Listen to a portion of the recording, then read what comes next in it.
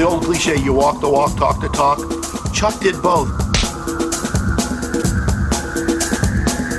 I did a flying sidekick through the front windshield of a car. In 1978, that was kind of a big deal. If he says, don't cross that line, then just don't cross that line. Because he's so precise. I did about 23 movies before I wound up doing the series. Walker, Texas Ranger. I thought if it could go, 3 years, it'd really be great. They were expecting it to go over 8. CBS was very anxious to get Walker back in the saddle, as the cliche goes. Barbara said to me the other day, Walker, Texas Ranger is coming back on. I have some big fight scenes to do with some incredible Korean martial artists, and the action should be pretty hot and heavy.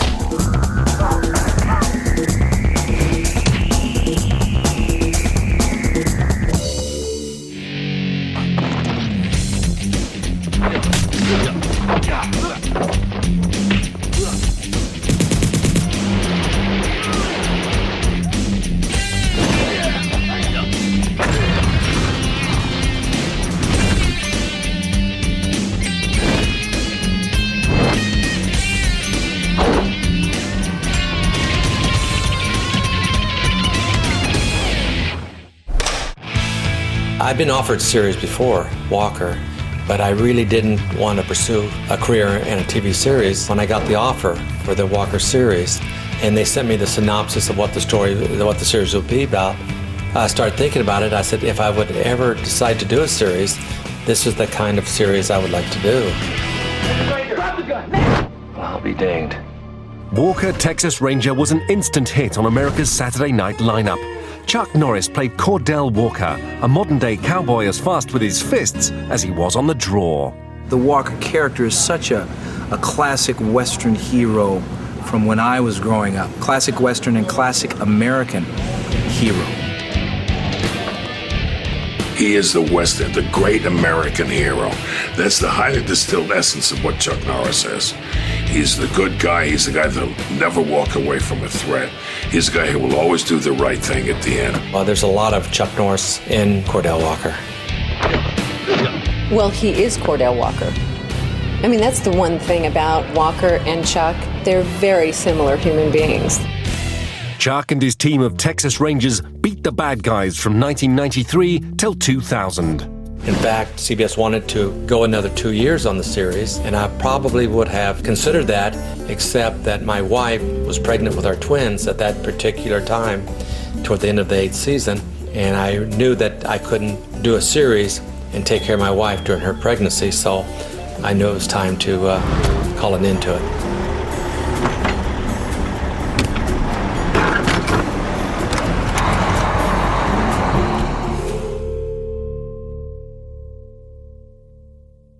Texas Rangers. Chuck Norris, in one world, has never gone away because he's all over television. It's all over the world, and people are always fascinated. And it becomes one of those television iconic shows that everybody misses. Where's Walker? What's Chuck doing? And time went by that we felt we've given enough of a pause that it would be great if Walker came back. Harper? About a year ago, we started talking about doing a Walker movie of the week, and we started trying to develop a storyline. I think we came up with a real good story and developed it into a screenplay, and here we are, shooting it. CBS was very anxious to get Walker back in the saddle, as the cliche goes. Finally. Give me one example. I know what my fan base is and all the fan letters I get. It's like everybody's begging, when is Walker coming back? When is Walker coming back? And I don't care if it's children or grandparents and everybody in between. They have been begging for this for since we shut down. I think they're going to be really, really, really happy. We have Cherie Wilson, of course, who plays Alex, is back. It's been so great walking in. It's like old home week. And Judson Mills, who plays Gage, is back. Yeah, it's good to be back down here. It's good to be back down here. Thanks, Chuck. Clarence Gilliard, who plays Trevette, is back.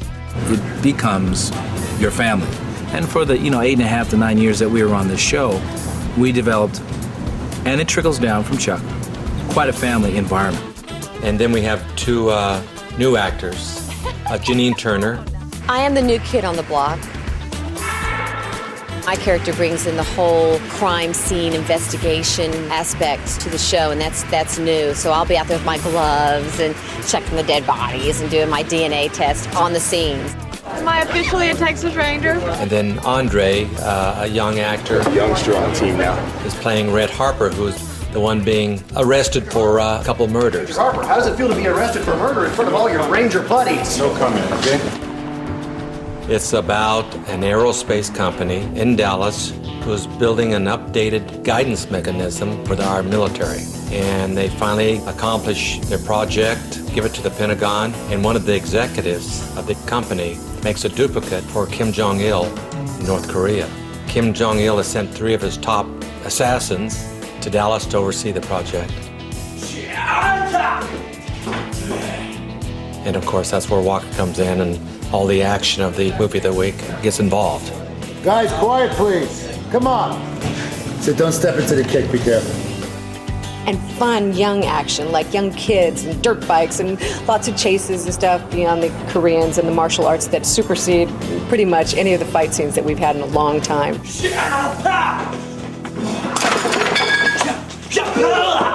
I expect this Walker to be new, it's going to be exciting, it's going to be urban.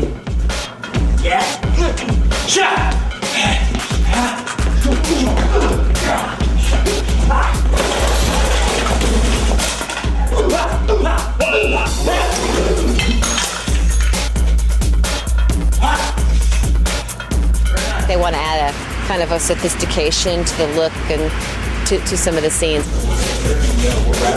Wrap it, roll it, chop it in the stomach. And then elbow in the face and just let him fly out. Yeah, let go until he like.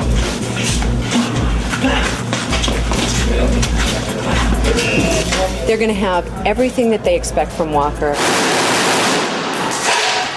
Very nice. A much kind of more, it's a little hipper, it's a little newer, and it's a little more now.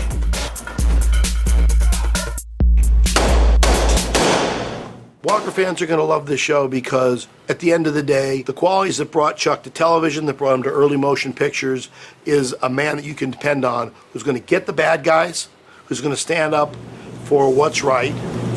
And cut.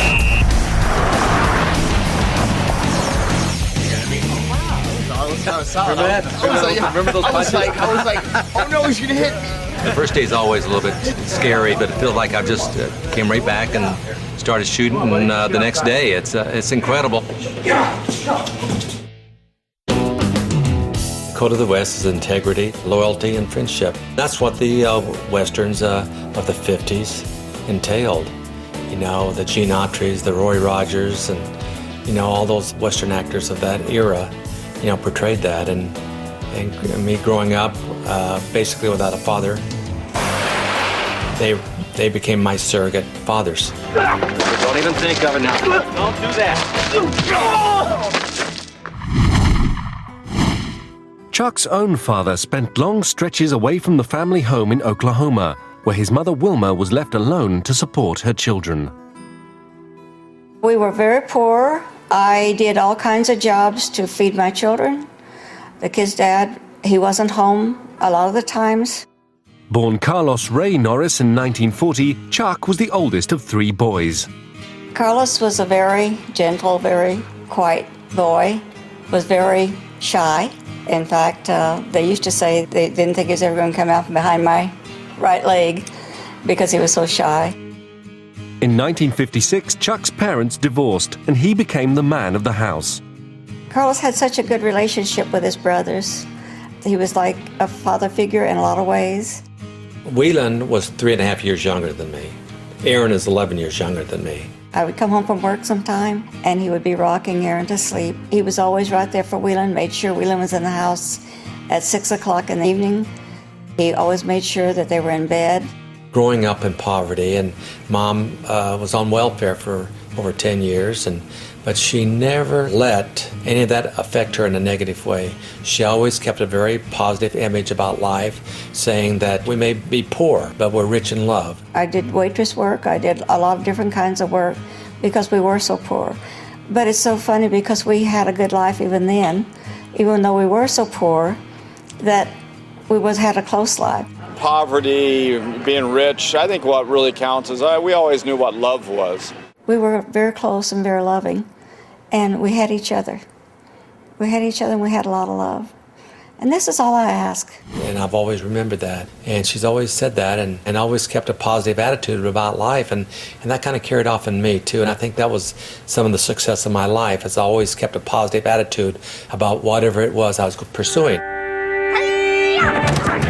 When I joined the military out of high school, I was in boot camp. One of my friends was Hispanic. One day he just said, "You know what Carlos means in English?"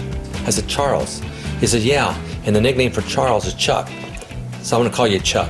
I said, "Oh, whatever." And he started calling me Chuck. Well, then everyone else started calling me Chuck. And so I just kind of kept that name, Chuck. And then when I got into acting, it was Chuck Norris. Carlos Norris is a little harder to say than Chuck Norris. And, I answer to both. My goal at that time was to be a police officer. So I joined the military police and the Air Force, and I was sent to Korea. And that's when I got my first exposure to the martial arts. And now this is 1960, so it was a long time ago. So I became fascinated with the Taekwondo system, or they called it Tongsudo then. And so I started training in it and made my black belt. Plus I studied judo on the weekends, and so I got my brown belt in judo. And after I was discharged, I went to work in an aircraft factory. And I wasn't making enough money to support my family. I was married and had a baby at that time. So I started teaching this martial arts in my mom's backyard. He went to work for Northrop Aircraft in the daytime. He taught karate in our backyard at night with floodlights in the back. Everybody was down on it because they didn't know what karate was all about, but he was determined. He had determination. We put up this kicking bag, and we used to fly and jump, and I remember jumping and kicking that bag, and people would look over the fence, and pretty soon we had 20 people looking over the fence. So my brother came with the idea of maybe making some money. I fell in love with teaching and decided to pursue that as a career. That's when he took off with his first karate studio, a small one that we all went down and worked on to get it going. I was proud of him. I was proud that he had made up his mind what he really wanted to do and had the determination to go ahead when a lot of people was against it. He tried to get cousins and everything to take karate so they could learn the karate and help him in his school, but Whelan was the one that stood by. Whelan became one of my first black belts, and he taught for me in my karate schools. We were extremely close. In 1970, Whelan joined the Army and was sent to Vietnam. And he was there 4 months, and he was killed in action there. He had the courage that it took. He saved a lot of his men, by his courage. And there's a long story to it. And in combat, he was a hero. He had the heart. And if you knew my brother Whelan, you'd understand. The type of guy who would fall on a sword for people. When Carlos found out that Whelan was killed, I guess he just went to pieces. It was devastating to him, just like it was to us all, but they were so close. And that was probably the toughest thing I've ever encountered in my life, was his death.